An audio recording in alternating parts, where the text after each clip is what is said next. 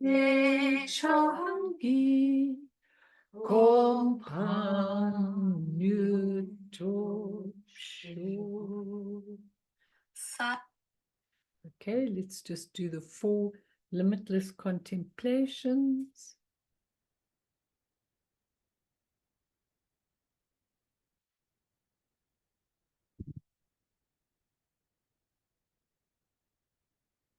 May all beings have happiness and create the causes of happiness.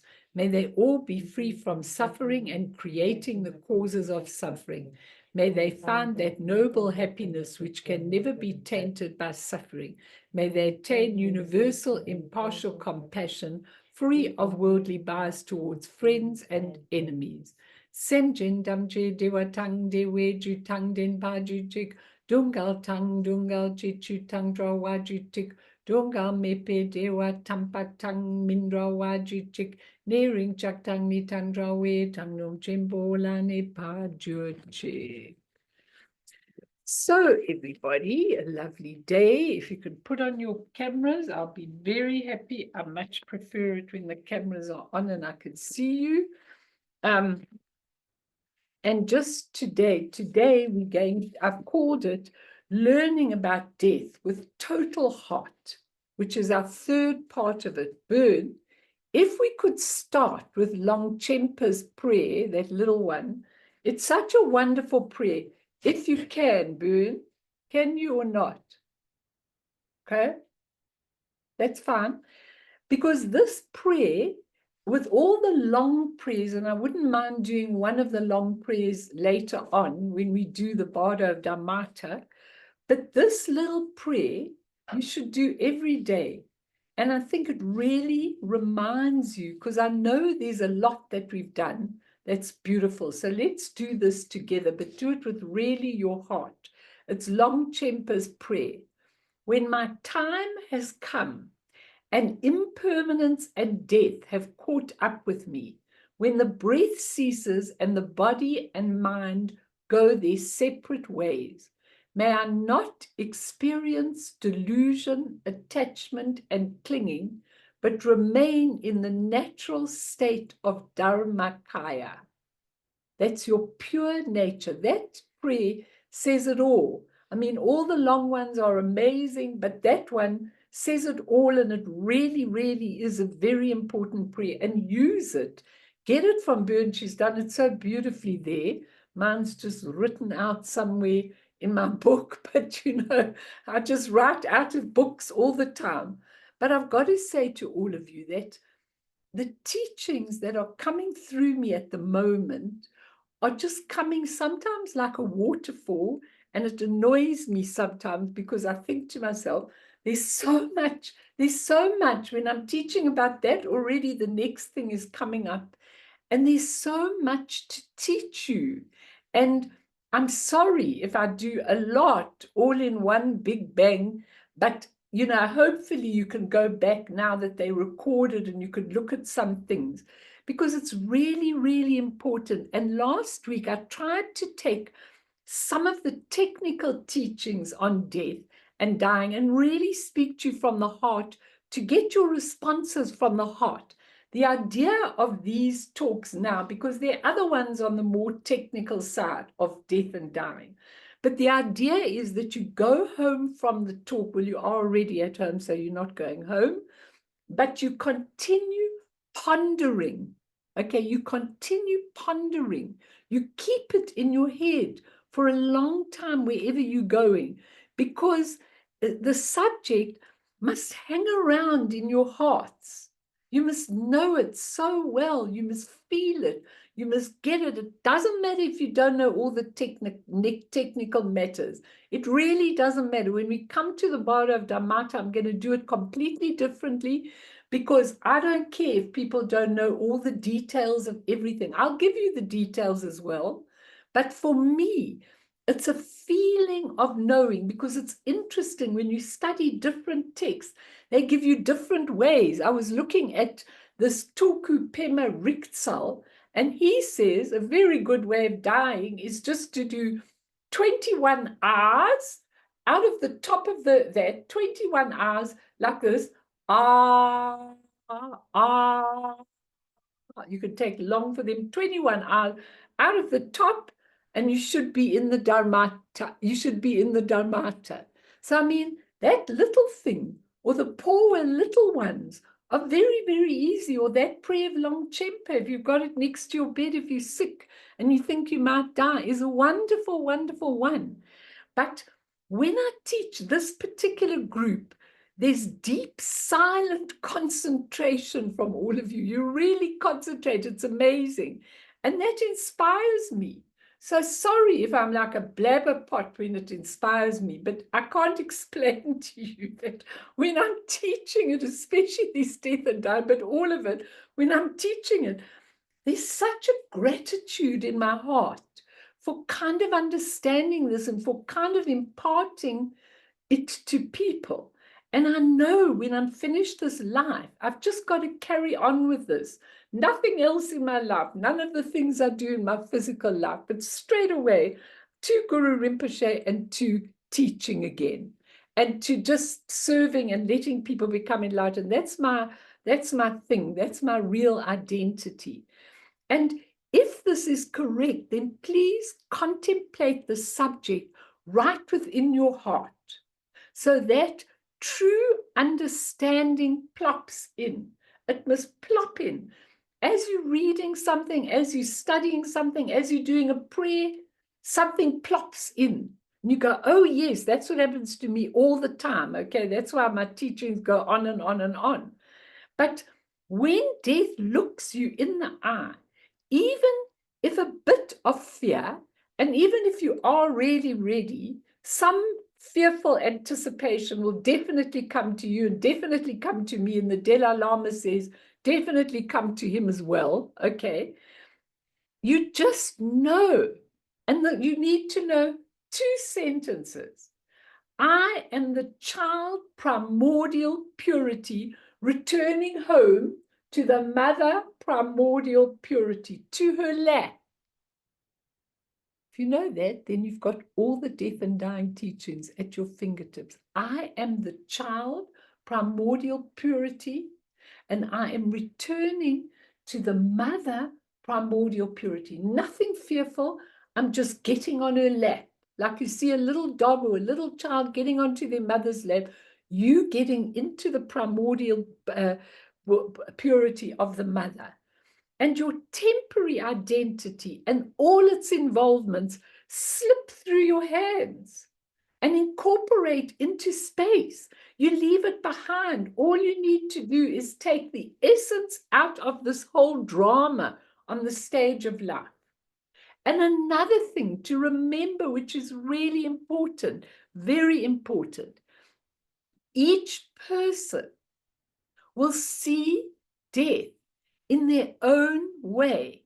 So don't attach deeply to any of the visions which are manifestations of our own minds. If you can understand the basis of this teaching, like the back of your hand, if you know what you're doing, you'll never be lost in death. You'll never be lost. So remember that it's really, really important because we don't know when it's coming.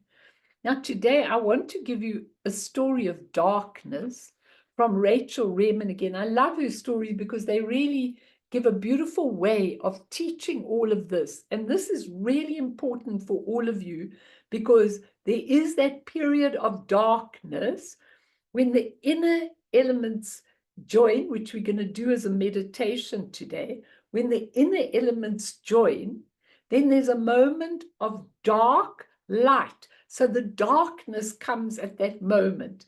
And if you know it's coming, it's kind of where that darkness is kind of like everything coming together and then the light. Like in alchemy, you dissolve it to the darkness and then it goes to the light. Okay. So she was talking to a whole lot of people diagnosed with cancer in her beautiful counseling. She's talking about this man who was diagnosed. And in our initial conversation, he described his cancer as this black hole in the middle of my life that keeps pulling me in When an image like this appears in the course of ordinary conversation, it's really random and may tell us about much as a person's unconscious world, their deepest attitudes and their beliefs and their contents of dream. Steve's choice of words suggested that he was using all of his strength to resist a pull, not to surrender to the force of the disease in his life. So I called his attention to the picture in his words and suggested that it might be saying something very important about himself and his life. Perhaps so much of his energy was being used up in resistance that he did not leave him a lot left over to live with. He nodded. I invited him what was in the hole. Just darkness, he said simply. I invited him to explore this with me in his imagination, to allow himself to be pulled into the hole, just to see what it was like. He hesitated only for a moment. Then he closed his eyes and began to enter into his own image. He imagined himself pulled into the hole, into the darkness. The following comments are from my session notes, each one separated by several minutes of silence. There is darkness, big darkness. I am floating. The darkness is very soft, gentle. It supports me. I have no needs here. And he gives a big sigh. Oh, I'm tired. I am at rest, totally at rest. Every cell is resting. Every cell is open. I'm filling up with life. I could not fill up because I could not open up. I could not let go. I can open up in the darkness. Life is everywhere. Whatever happens, it will be okay. Interesting after his fight. The second man, caught up in the rage at his cancer and its treatment, responded to the question, what do you think may be needed for your healing? With a terse, nothing. Taking his statement at face value, I asked him to describe nothing to me. Unending darkness, he said. She has such a talent with these people because she doesn't judge them in any way. She just pulls it. Unending darkness, he said. Commenting on the power of that image, I encouraged him to close his eyes and allow himself to experience it. As his face became more and more relaxed, I asked him how he was feeling. Again, these are notes separated by long silences. The darkness is all around me, but I'm not falling. It holds me. I am held in darkness, wrapped in darkness. The darkness is soft, almost tender. He also sighs, oh, it's safe here. I needed to feel safe. I haven't relaxed since I got the diagnosis. Oh, I can rest. I'm so tired. No pain here, no hunger, no need. That was his second one. I encouraged him to let himself relax fully. Watching him, it was apparent that he'd slipped into a light trance or doze. I covered him with a soft wool blanket that I keep in my office. After a while, he commented that he could hear a sound, like a great heartbeat.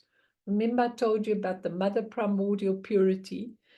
It was deeply comforting. I encouraged him to lean up against it, to rest. Soon he began to weep softly, saying, Mama, Mama. Another patient with cancer, a woman, told me of a dream. She turns a corner on a familiar street and is suddenly confronted by a black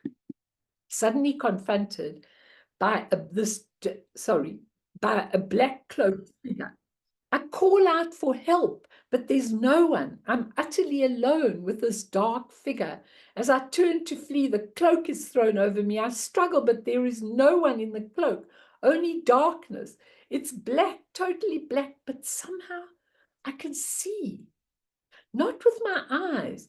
The blackness goes on forever. It's very quiet, completely silent, velvety, soft. I'm not falling. I'm floating in endless darkness, floating. I'm free. There's no gravity. My body does not hurt anymore. Long pause. The darkness is like love. It's very, very good here. It takes me in exactly as I am. There's no judgment. I'm not wrong. I just am. These patients and many others who've had such experiences were taken by surprise by the power of their spontaneous imagery. We often think of health and sickness as an expression of goodness, evil, polarity. And most languages reflect this. She says, we say, I feel bad when we feel sick and I feel good when we recover. Darkness and light are a further extension of this polarity. And she says, evil is associated with darkness, but she says darkness has suffered bad press for millennia. Yet it is really so surprising that spontaneous healing imagery may present itself in this way. In the traditions of alchemy, darkness was the necessary condition for purification and transformation, and they always melted to the darkness.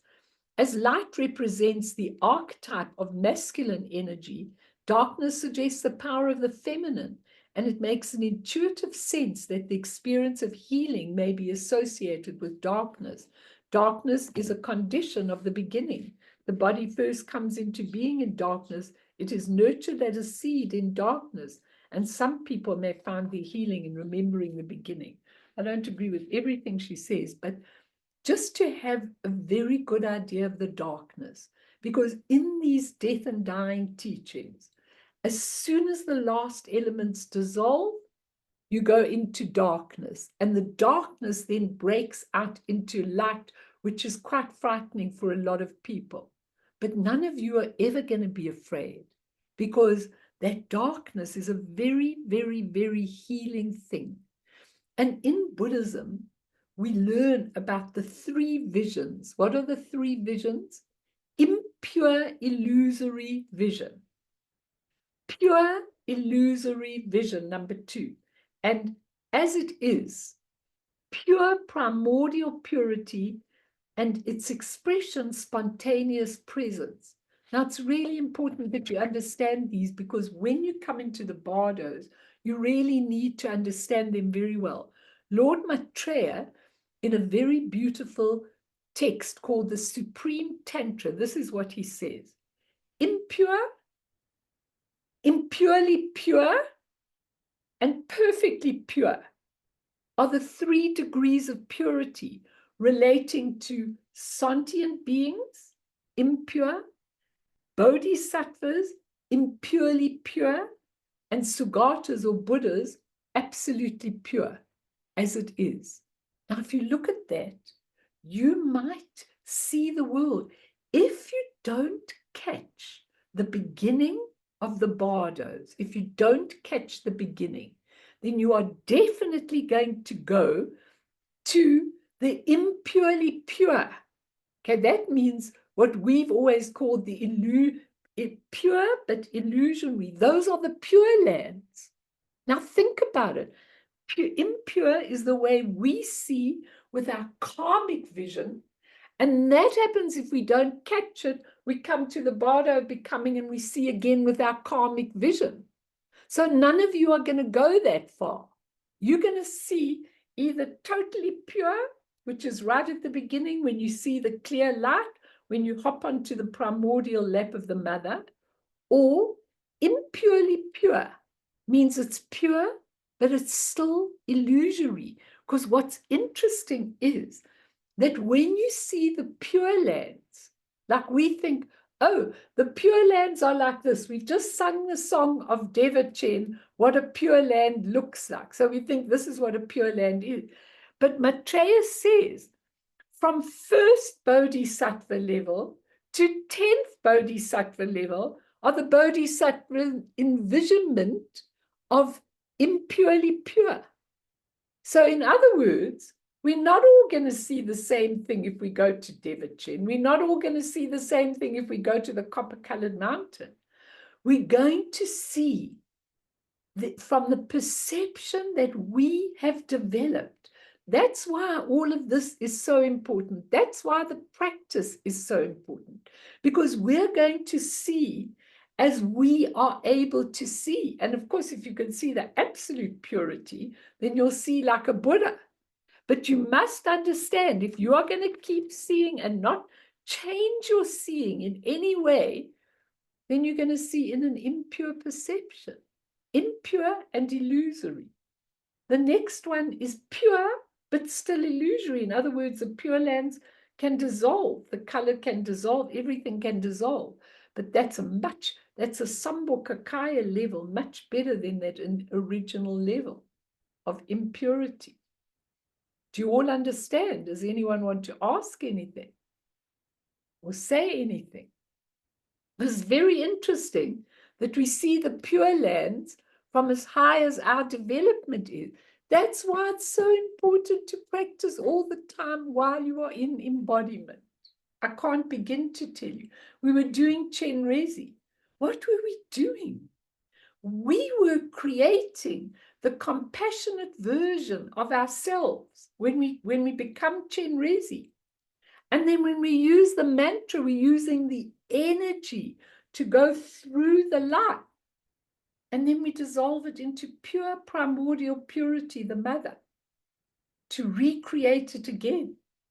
And when you think about it, when you think that these teachings are available for us, how amazing is that? Did you want to ask something, Eve? Okay. Anyone want to? These things are really, really important. So briefly, we were talking last week of some of Dzongsa Khyentse's instructions on the painful barda of dying. And I want to go from that barda, I want to finish it and then go to the barda of Dhammata. But just some of the points from last week so you will remember. The elements are dissolving when you're in the bardo of dying, okay? The 5 senses no longer function. So what happens when they no longer function? We see the perceptions naked and unfiltered. We don't see them through our eyes, ears, nose consciousness. We see them open, naked, and unfiltered. Alien. He says it can be a very scary thing when you see them naked and unfiltered because we're so used to seeing them.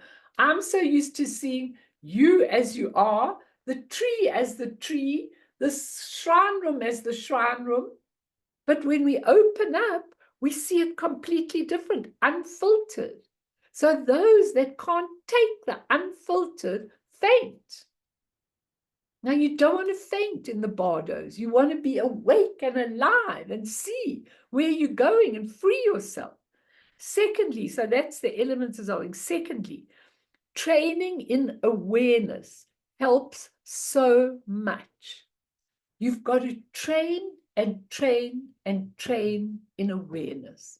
Number 1, through the practices. Number 2, as I was listening to Thupten when he gave a lovely lecture in our shrine room a couple of years ago, I don't know when it was, before COVID. And he said, you train in awareness for 1 minute or 2 minutes, at least 20 times a day. So you might be in a queue and you stand there and you're suddenly aware of the ground in which you live, not the ground, the physical ground, the ground of the essence in which you live. And you just bring your mind for 1 minute to awareness. What are you aware of? You're aware of everything that's going on. You're aware that this is the moment, the past is gone, the future hasn't happened. You're right here, present and focused. Even if you do that for 1 minute a day, 30 times a day, that's fine.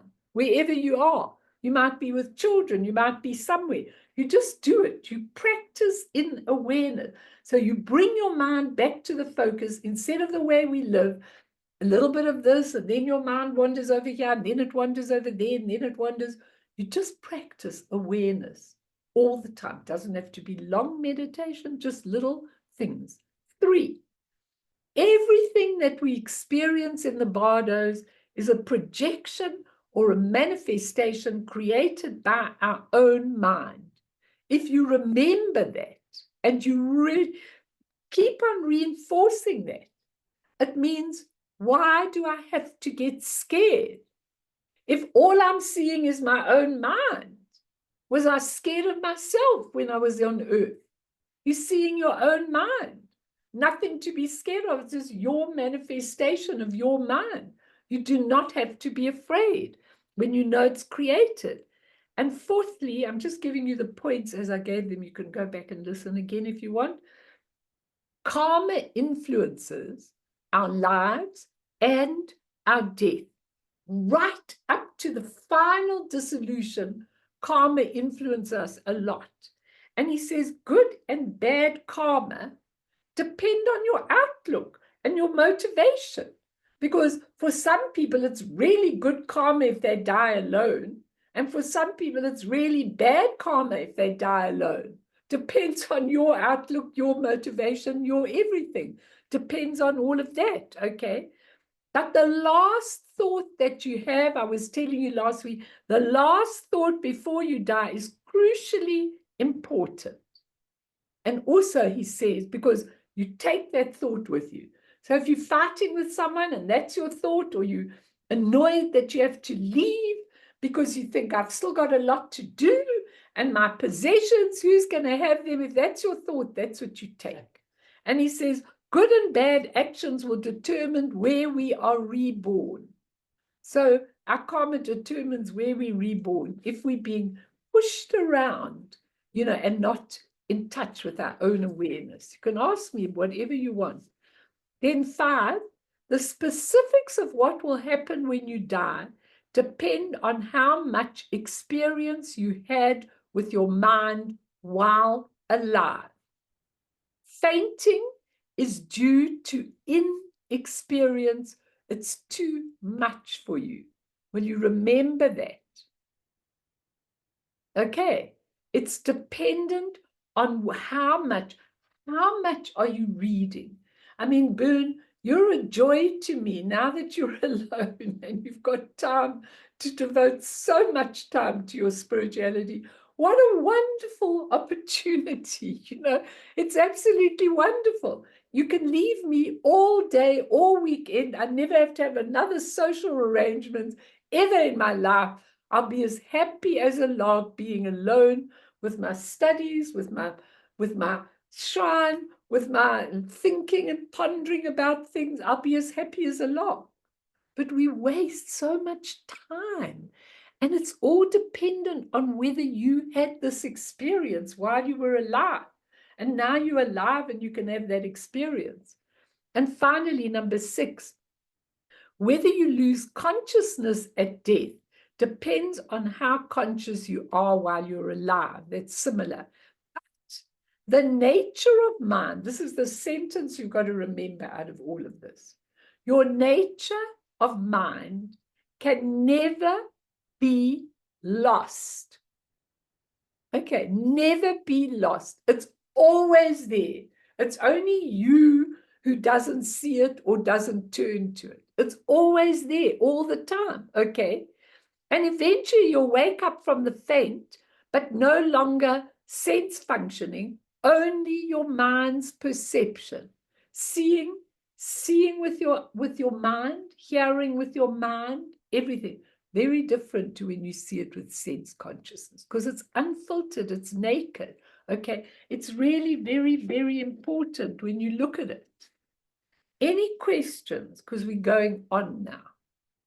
Any questions about anything that I've said? I've said a lot. I'm happy if you don't want to ask questions, if you really are concentrating. I just go blab, blab, blab, on and on and on. But if you need something, say it now. I'm giving you a chance.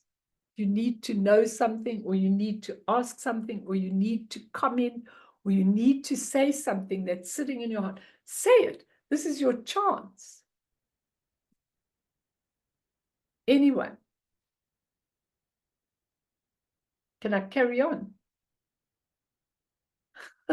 She nods, a big nod. Okay. As long as you're not saying, oh my God, Melanie goes on and on. She doesn't even give me a breath in between. I don't want you to say that. I did want to ask you something, but I've forgotten how to phrase it. It was about, you were talking about something about your mind and influences. And I was thinking, would those be your mind right now, or influences in your mind from previous lifetimes? But I've forgotten how I Yeah, no, that makes sense to me, because how much of your previous lifetimes would you actually remember? Yeah. You might have real memories of that in the Bardo of becoming, but it soon dissolves. I'm going to give you something on the Alaya consciousness where your memories are in a moment. Okay, as soon as I've done this other thing. But so you may, because even now, if you're looking at your repetitive imprints, you really can see what you are learning. I mean, my lesson in this life was for absolute sure humility. It's so clear in my mind that I knew all this before, because I can tell, because the minute I looked at it, I knew it already quickly. So it tells me I've known all this before. Teaching is my gift. Where did I mess up? Okay, I definitely messed up by teaching with arrogance or ego, or whatever the case is, maybe in the beginning beautifully, but then with ego. So this lifetime has been for me to really feel a deep humility within me as I'm teaching you, as I'm giving you, never, never to do it for my own self and for my own glory. I'm so excited to know the teeny bit that I know and to be able to share it. But if you look at your repetitive things, you can see where you have gone wrong. Some people have ongoing loneliness. Some people have lack of money all the time. Some people have they just can't get to where they're going. Every time they try, they just can't get to where they're going. You've got to read that karmic tapestry. I'm happy to help anybody who wants to know. But it's really, really clear. If arrogance, pride, all of that was yours before, you can see it in your own imprints by looking at the experiences you have in your life. So at the time of death, when you come to the Bardo of becoming, you will know, but you quickly move on from that, because now, after halfway in the Bardo of becoming, you're already much more interested in the next life of whatever nature it's going to be than in the one before. So just as well, if you do that now, Gail, do you know what I'm trying to say? If you really look deeply at your life, and if you ask Guru Rinpoche, I promise you something will come flopping on your bed right in front of you that will teach you what you need to know about yourself. I know, and with a lot of you that I know well, I could say it straight down the line what your repetitive imprints are about, okay? The ones that I know well. Honestly, and you've got to be able to look, Patricia's nodding her head. I know what all of you, I love all of you, but I know exactly what you do. I know your tricks, your everything. You've got to know them. It's no good me knowing them.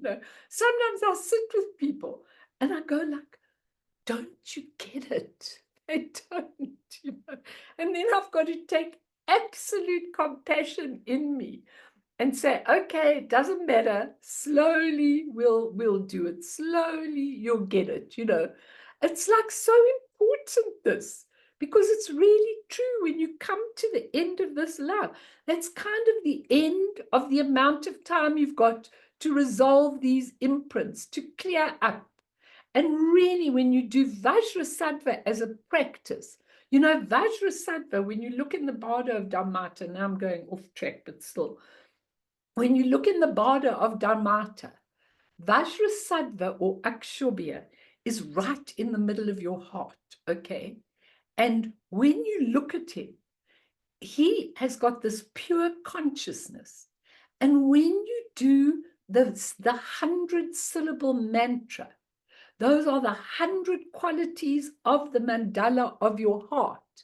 And so what I do when I've got people in dire straits, I just imagine them while I'm sitting and doing Vajrasattva. I actually name them right next to me. This morning I had 6 people next to me, okay? 6 people, And as I'm doing that, I'm feeling the whiteness of the nectar of Vajrasattva over me and over all of them. So they don't even know that I'm doing it for them, but they would feel it. They would get the cleansing and everything if I do it for them. So there's beautiful one.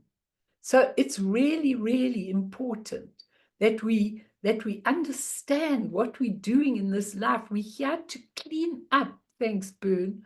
We're here to clean up and to see what we've got to see. And I think Gail's question is extremely relevant.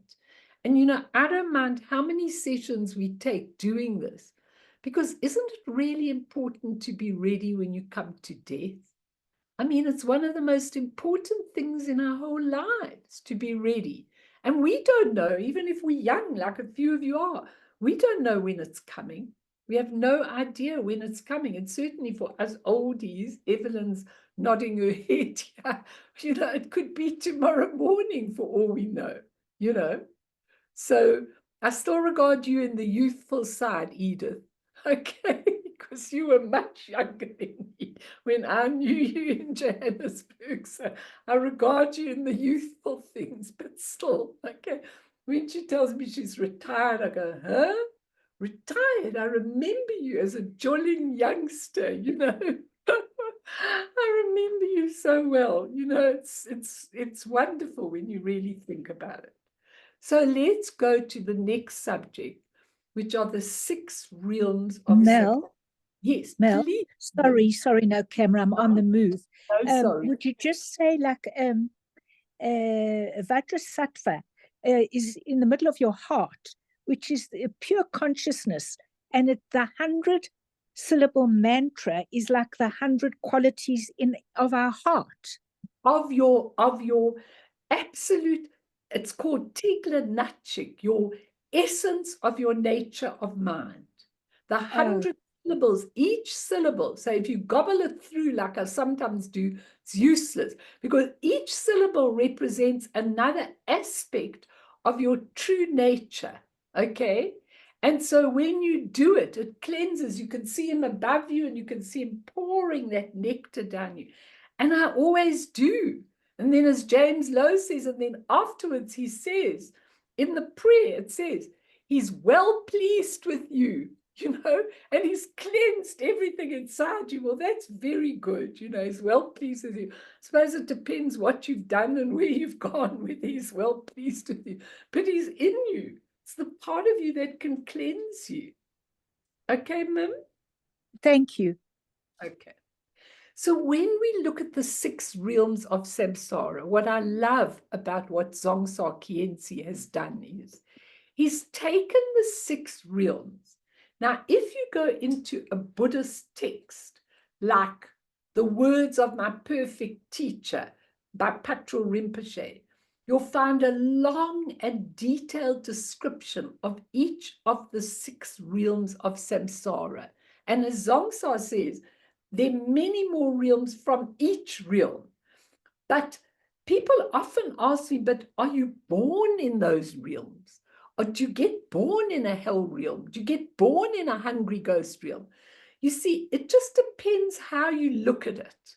Because actually, I see it much more that you're born as a human being with the qualities of each of the realms. Doesn't really matter how you see it. I think that somebody who's really done evil, like a couple of people have done on this planet, where they've killed thousands and thousands of people, for example, okay, I think they would not get a human incarnation, but they would be in a hell realm for absolute eons. Why?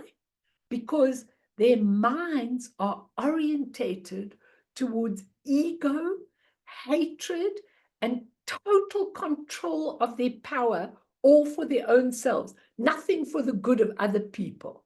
Okay, so when they would come to the bardos, they'd probably quickly go to a hell realm.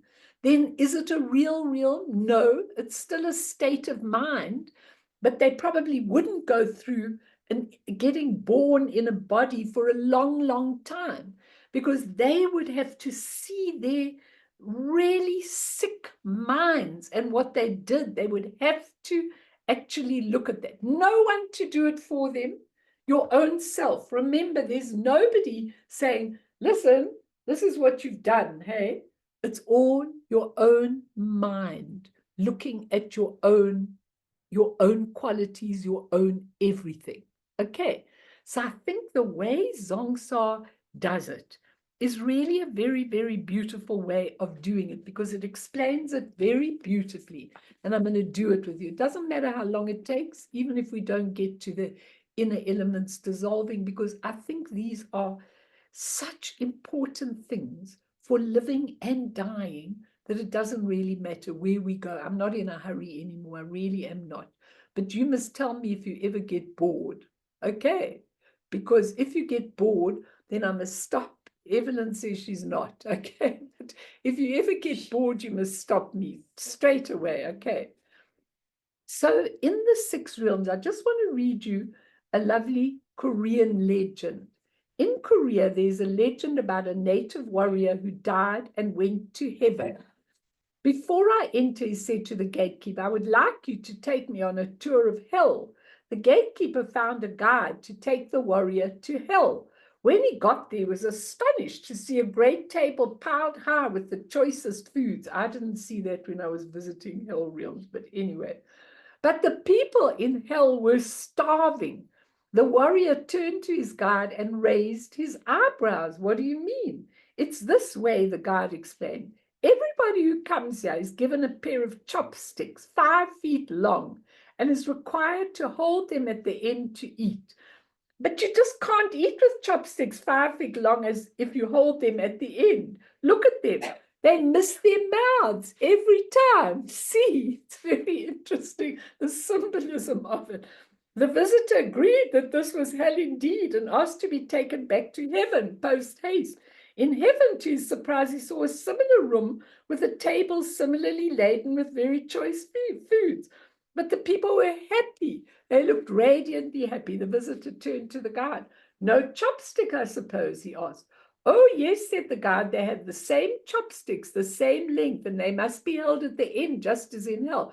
But you see, these people have learned that if a man feeds his neighbor will feed him also. And I think it's such a beautiful story there, because it's really, really true.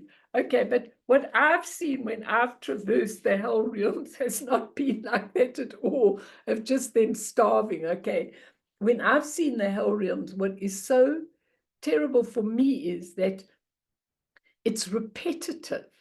That's the thing. Why? Because the mindset is so used to, accustomed to what it does, that it just goes on and on and on. So let me read you what he says. If you were an angry, aggressive person in your life, and your actions were motivated by your anger, you will continue to be angry in your next life. And angry, so puts it very simply, not about the extreme people who've done terrible things, just an angry person. An angry person is hard to please, so you probably won't like where you live. However clean and white, you'll always find a stain on your freshly laundered towels. A rose garden is the only ever a patch of thorny bushes. However soft your sofa is, you can never sit comfortably. And however glorious the weather, you're always too hot or too cold. In fact, wherever you are never at ease. You always find something to complain about, and you're particularly vulnerable to being burnt or mugged on the street or stabbed. This is what Buddhists describe as a hell realm. Very different to Patrul Rinpoche's hell realm. But remember, I also told you something interesting. I told you that when you see the realms, you see them from your own mind. So you might see them completely differently. So I found it very interesting, because what this great learned Lama is doing is he's making the realms accessible to us. Can you all understand that? He's making them accessible for us to watch. If we're one of those complaining people, always complaining, that we stop doing it, just what you asked, Gail. Okay, then he says, Greedy misers, motivated solely by stinginess and avarice, take their penny-pinching habits with them into the next life. Misers are not only miserly with others, but also with themselves. You may own a great deal. 3 cars, 2 houses, cupboards full of kitchen appliances, jewelry, and so on. But you don't use any of it yourself or even consider sharing it with those who have nothing. If you ever did splurge on an expensive jacket, you would probably die before you removed the price tag. You are far too stingy to eat in good restaurants yourself, so it never occurs to you to buy dinner for someone who is hungry. However much you have, it's never enough. When you die, you will be tortured by the knowledge that your good-for-nothing layabout relatives are thoughtlessly frittering away your painstakingly accumulated fortune. This is how Buddhists describe those who dwell in the hungry ghost realm. Now, there are hungry ghosts. I've seen them. If you look at people, there are people who can't spend or give a cent. Okay, whatever they've got, they keep for themselves, and they're always afraid they won't have enough.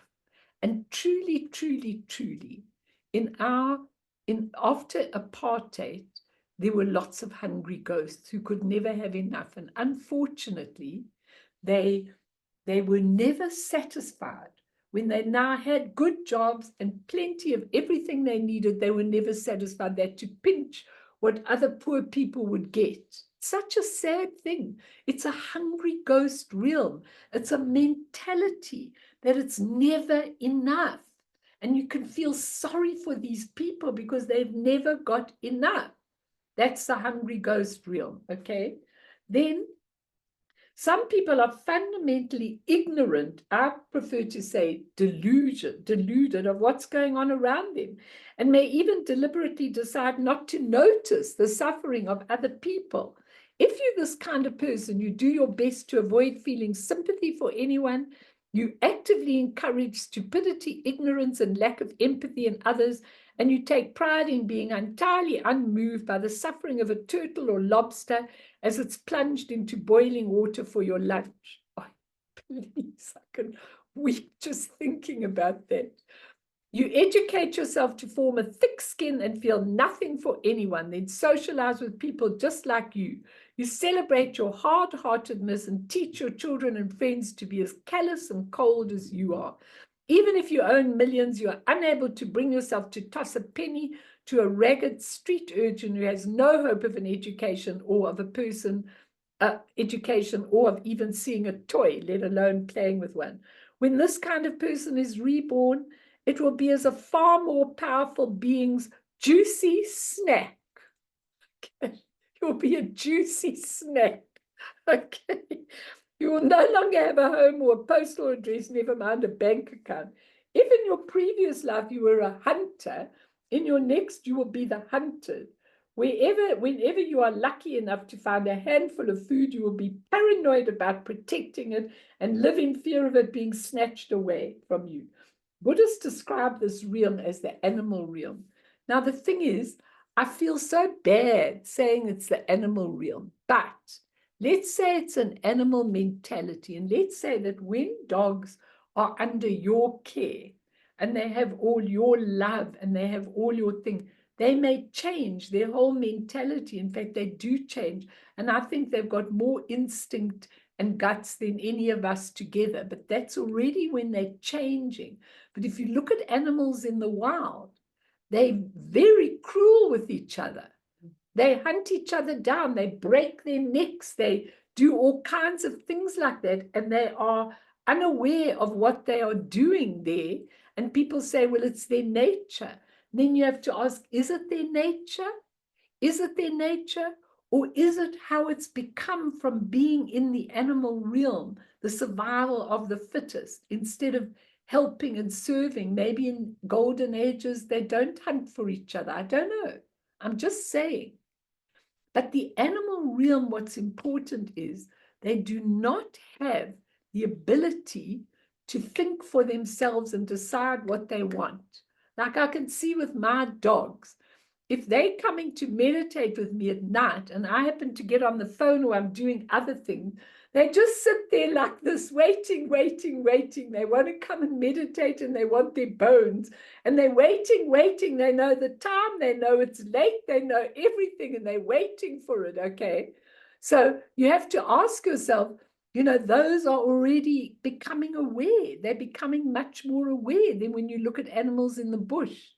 Anyway, that's how he describes the animal realm when you are unaware, okay? Just duck, and you're unaware and you just want to satisfy the things you need.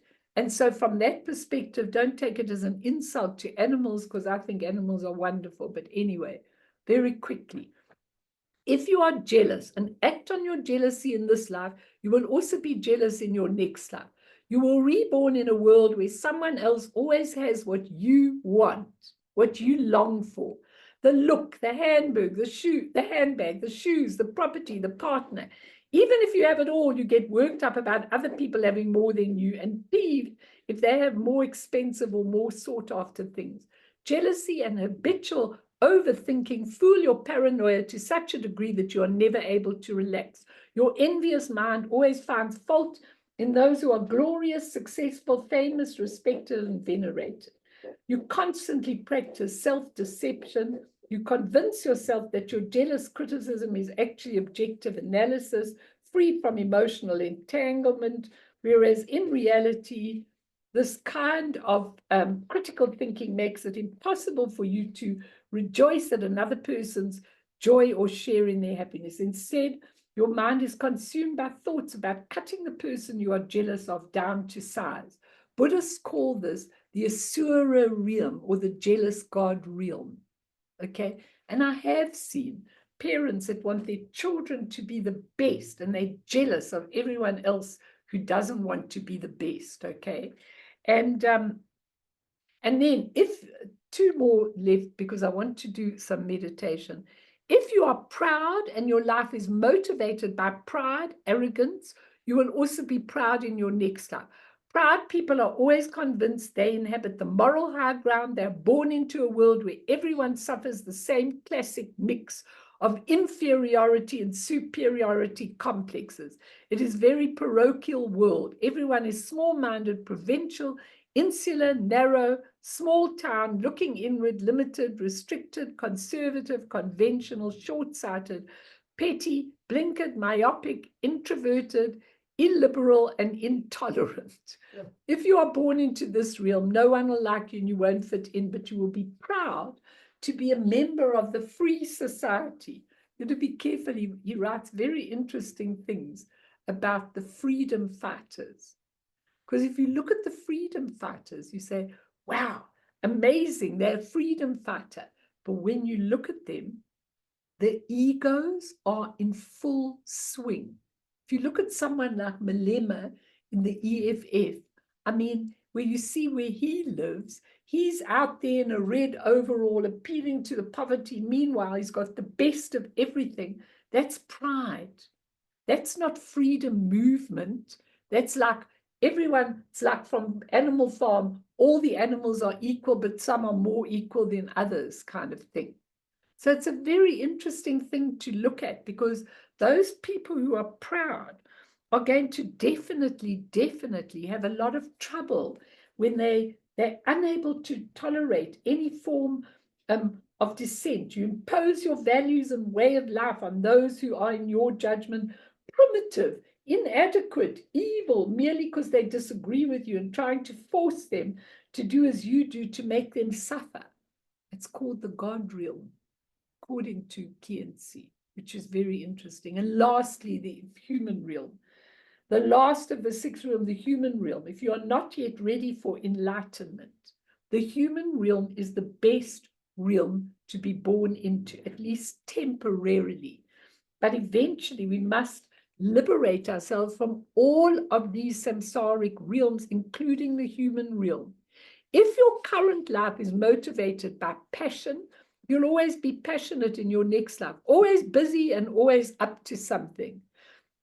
As a human being, you suffer from poverty, mentality, constant uncertainty, and of course, birth, old age, sickness, and death. You are surrounded by people and things you desire, but you never get what you really want. You always end up being separated from your loved ones because you spend all your time trying to make the money you think you'll need for a future that never comes. In spite of these disadvantages, the human realm is still the preferred realm for spiritual people. For all our suffering, human beings enjoy rare moments of sanity triggered by extreme sadness, depression, misfortune, and suffering. We also have the ability to free ourselves from self-inflicted bondage, which is far harder to achieve in the other realms. He says, by the way, although Buddhism describes 6 realms, samsara is actually made up of countless realms, most of which we cannot even begin to imagine. I thought that was going to be very quick, but it wasn't. And I think it's really interesting, not only for the death and dying teachings, but for everything. Because I think if we are aware that those mind poisons, each mind poison, when it becomes a habit, that habit has got to be turned into wisdom, which I'm going to talk about when I do the Bardo of Dhammata. Going to talk about it logically and basically, because basically, when you have the mind poisons, if you have one that is constant, you really, really, really have to try and transform that.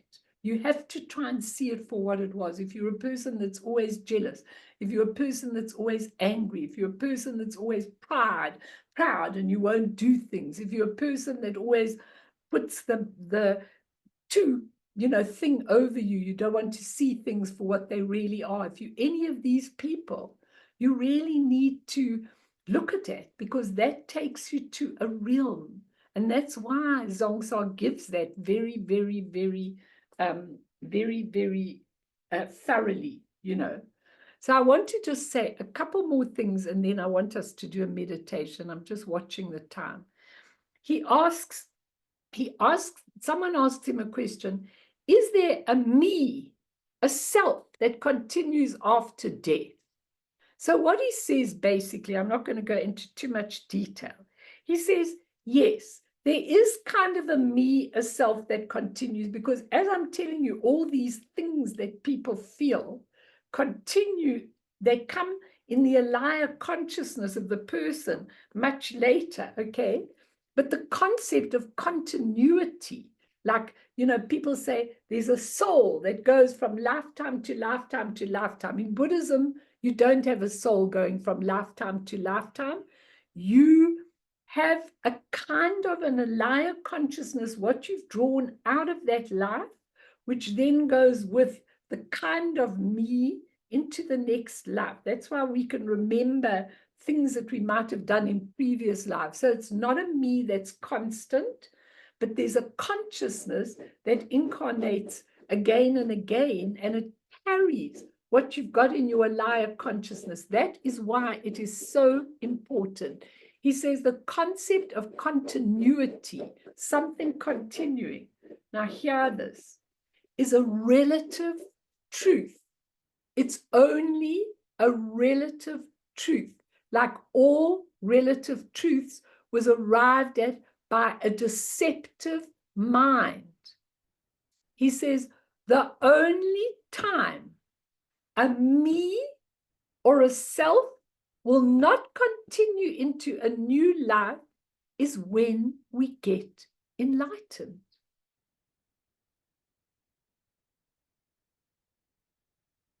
Now think about that. Because once we are enlightened, there is no attachment whatsoever to anything. We have now seen primordial purity. We know we are primordial purity, and we are completely able to leave that identity behind. I know all of this is quite staggering.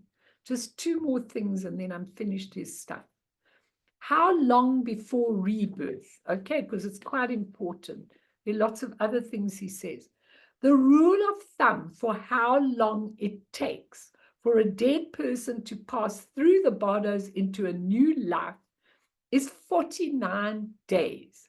But this is another generalization, okay? How long you spend in the bardos depends on the force of your personal karma. It could be 49 years. It could be 49 eons. I know some beings on this earth plane who are going to spend 49 eons till they come right. Or it could be 49 seconds.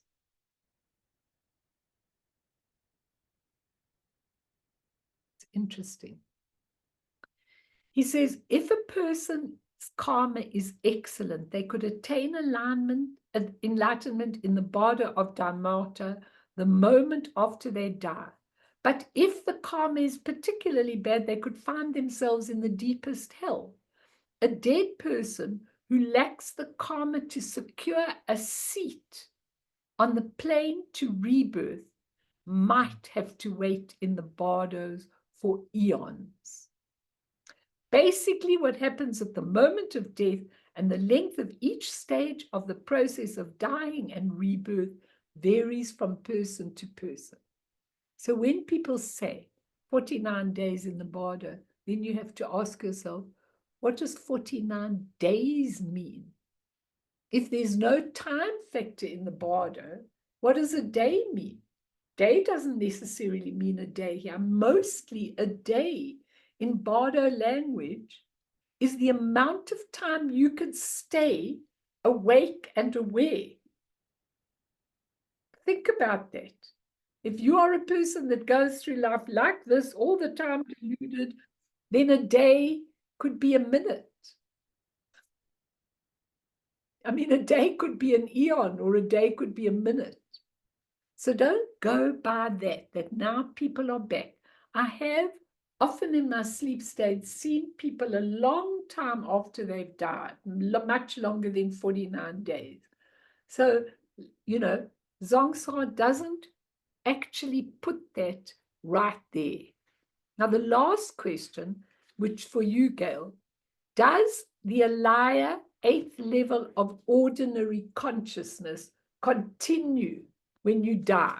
Now, this is what he says. Although alaya consciousness is illusory, in other words, it's just made of all the imprints you made, but they're not the truth. Although it's illusory, when memories fade, and they tend to fade quickly, both in life and death, alaya does not disappear. The illusion of alaya, now this is your important point. If you want to write anything down, write this. The illusion of alaya continues until the consequences and effects of the karma accumulated over many lifetimes has been purified or destroyed. I'm going to read that again. The illusion of alaya continues until the consequences and effects of the karma accumulated over many lifetimes has been purified or destroyed. Needless to say, I'm telling you to purify them now. You may not be able to remember your past actions, but that does not mean the effects of that karma have been purged. They haven't. The effect of past karma will continue to create more delusions, more hope, and more fear. And it will also induce more actions. That is why the wheel of cyclic existence continues to turn until the seed of alaya is burnt, destroyed, uprooted, or sterilized. The projection of the 6 realms will not cease, and you will continue to suffer or feel pain. Now, that's not a one of these things, okay? Not at all. I think to have this teaching and to have it deeper in a way, shallower in a way, but deeper in a way, there's always a bit of a paradox from Zhongsha, is the biggest privilege of this life. Truly, I do. Because I have not read teaching like this before. Okay? He is so aware of why we all failing in our lifetimes. He is so aware. I mean, he was, you know, if you go back, I don't know if we can even find that lecture, Boone, but when I gave you Chalky Lordraw's life story and all his things, I don't even know if it exists anywhere or on the thing, but Burns got it. Burns got it if you want to look at it. That was his incarnation before this. A most unbelievable master. Kienzi Wangpo was an even more unbelievable master, one of the greatest in that 19th century of all the masters, together with Dilgo Kienzi Rinpoche, Dudjom Rinpoche. Those are most amazing masters. And now he's here. And he pretends to be this ignorant, ordinary being. And this is the stuff he produces. He really gives us the content of our human stuff in death and dying. And for me, it's such a privilege to have it. It really is a privilege, everybody, to have this teaching, because you have a chance.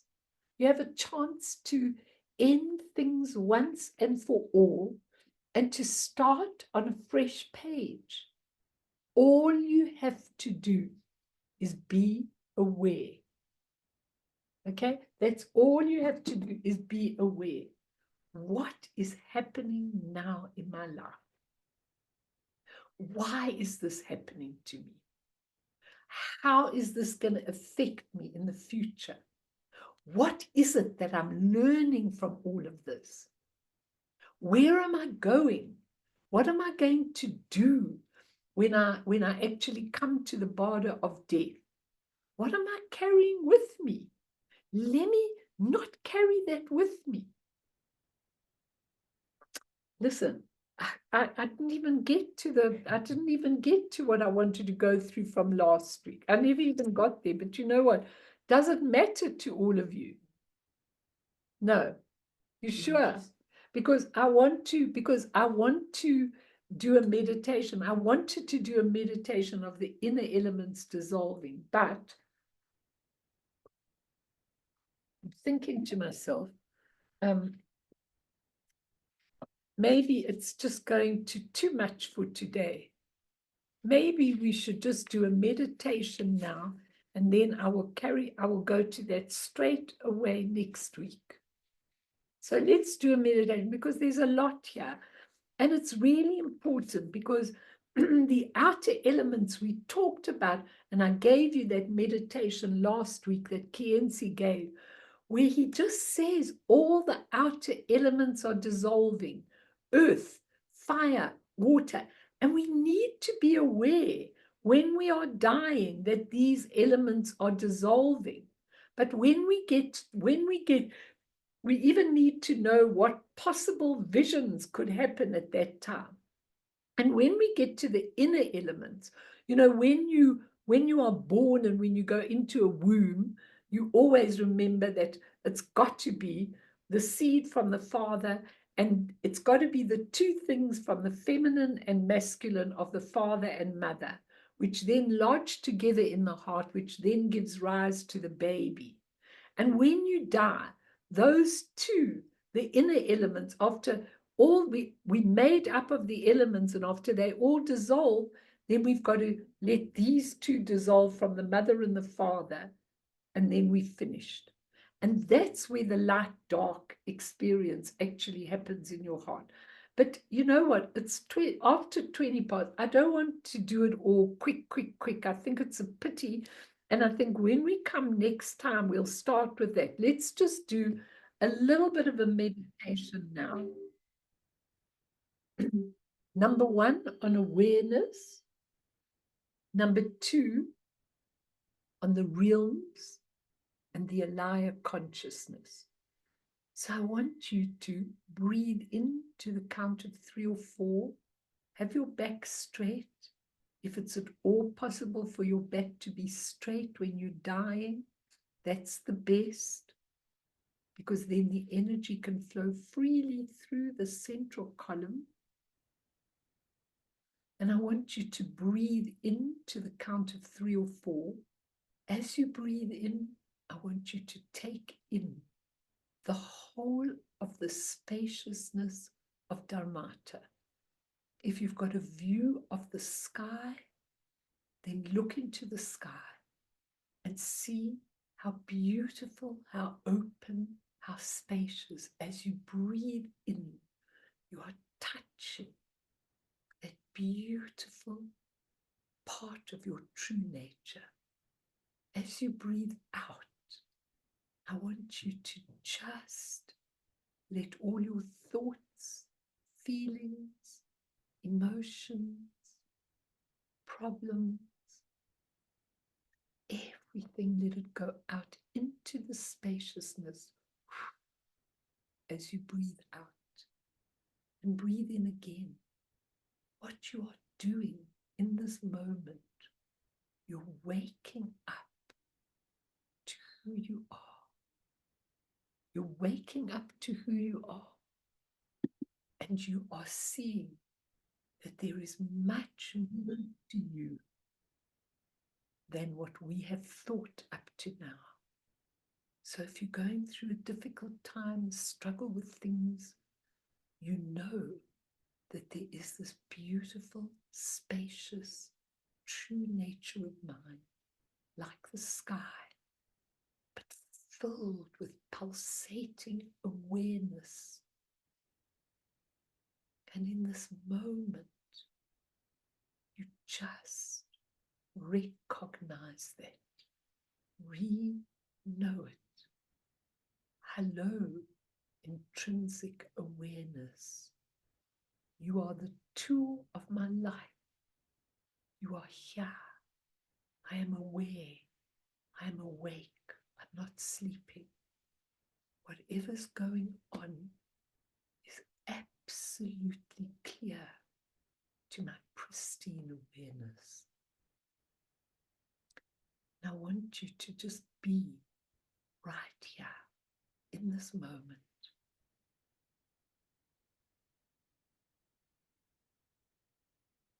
Practice this a number of times a day so that in your death package, you've got total awareness with you of everything.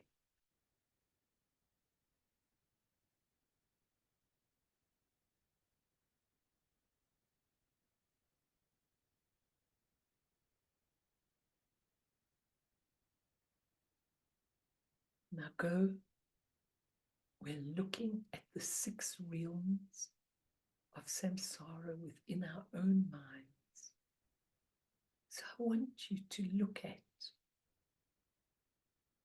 the habitual momentum of emotions that you might have. See if you're often angry, even if you keep it inside. See if you're often angry, acknowledge it. See it. Know that if you give way to that anger all the time and don't see it as it is, like mirror, like wisdom, then you are caught in a hell realm, grumbling about everything in your life. And the hungry ghost, feel if there's a lot of craving, if there's a lot of not enough that's imprinted in your being. You may not show it to other people, but if there's this fear that it'll never be enough, then you've got the potential for a hungry ghost realm. And as you're breathing in and out, you just let it be.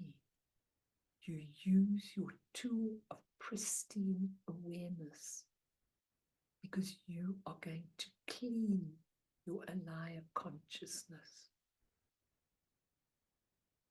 And if you tend to act dumb in a lot of situations, if you're one of those people that never gives your opinion, that switches off, that always acts with a delusion, I can't, I don't have enough, I can't do it.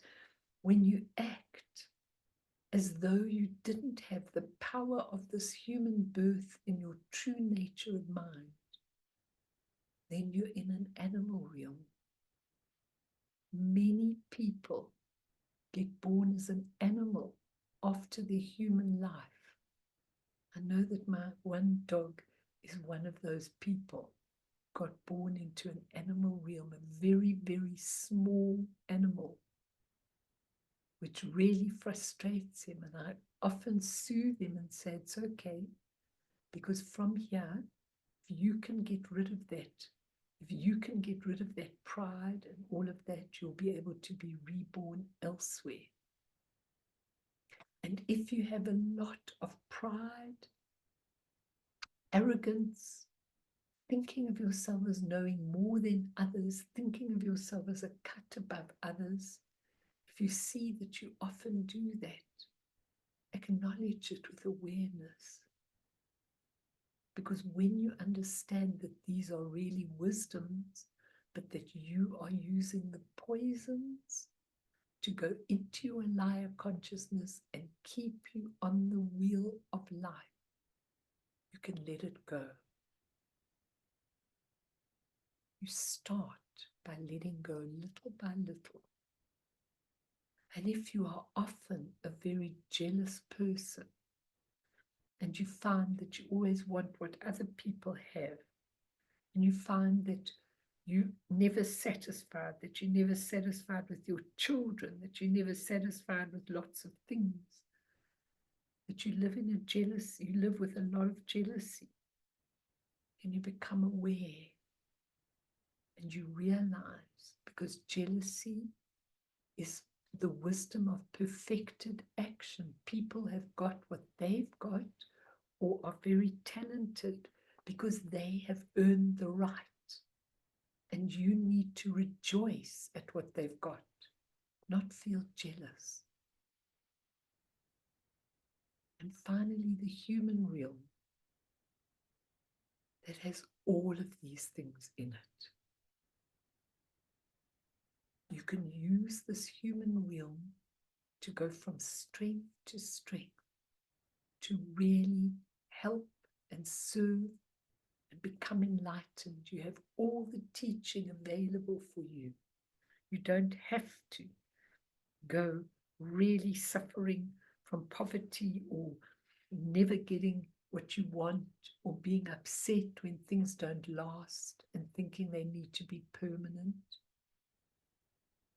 And so this human realm is very precious, but what are you doing in the human realm? Are you messing around? Are you always so busy that you've got no time for your practice, for what you really want in your life? Or are you seeing that you're able to see your real, true nature and use the human realm to go beyond? These are the questions you have to ask yourself. Because you have to remember that the alaya consciousness is really, where all your memories are stored. But it's actually illusionary, because it never was there. In our true consciousness, the alaya is not there. So wake up to this moment. See what you've got. See what your beautiful, pristine awareness is about. And never let it go. Be right there, functioning and aware totally in this very moment. Do lots of practice during the day. 1 minute practices of being present and aware, not holding on to the present, but being awake. and noticing what your mind is doing, how it's going away, and bringing it back to the breath, to the awareness.